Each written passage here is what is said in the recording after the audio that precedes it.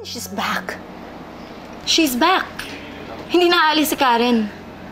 Turns out, na na-misplace lang pala ni Lola yung earrings niya. So, wala talagang nakawang nangyari. May sapusa talaga yung Karen na yan. Ilang beses nang pinapaalis pero balik pa rin ang balik. So what are we going to do, Mommy? Eh mukhang hindi na talaga natin mapapaalis ng anak Karen nila na yan dito. No. Don't say that. Never say that. Because remember, they'll have to deal with me. Me. Ako na nakuha ko yung kumpanyang gusto ko, nakuha ko yung buhay na pinangarap ko, ako na nakukuha ko lahat ng gusto ko. And you know why? Bakit po? Because I never stop. Hindi ako titigil hanggat hindi napapalayas ang mga anak Karenina na yan. Kaya bandang huli, mapapaalis din sina Ana, Karen, at Nina.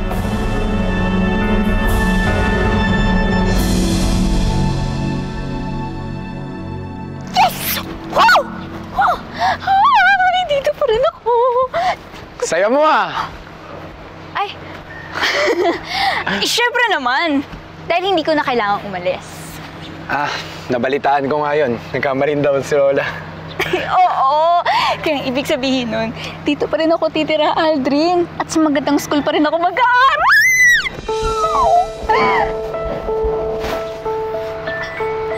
Salamat nga pala. Salamat saan? Dahil naniwala ka sa akin. Ikaw yung natanggol sa akin kay Carla kahit iniipit na niya ako. At ikaw ang nagpumilit sa akin na mag-stay dito kahit yung iba pinagkakaisahan na ako. Siyempre naman, Karen. Friends na tayo, di ba? What are friends for? Fist bump. Yeah. Hindi. Mas bonggaan kung may pasabog sa dulo. Parang ganito tayo sa basa-basa ba? Pasabog. Anong tawag doon? Besh bump? Fist bump. Ayun.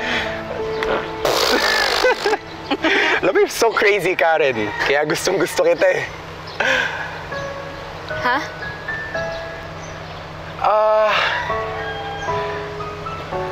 Wala. Basta, I just wanted to know that I'm glad that you're staying. Salamat. Sige, pupuntahan ko pa rin si Ane. Yeah.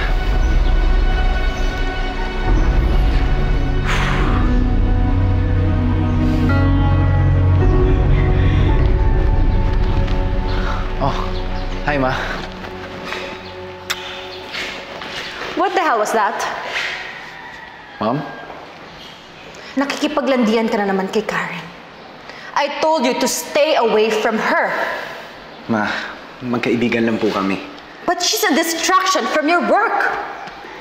Ma, I'm only 17 years old. Tsaka hindi naman po talaga ako nagtatrabaho eh.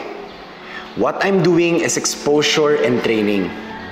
Kaya, easy lang po kayo. Easy? Training to be a CEO is hard work. Gusto ko magkaroon ka agad ng posisyon pagka-graduate mo ng college at hindi madali yon. Hindi yon easy! No, Ma. I'm just saying, Shut up! Natututo ka na sumagot at nagiging disrespectful ka na dahil sa Karen na yon. Hindi po. Sorry po. I'll make you sorry kapag sinagot mo ko ulit. And Aldrin, this is an ultimatum. Avoid Karen.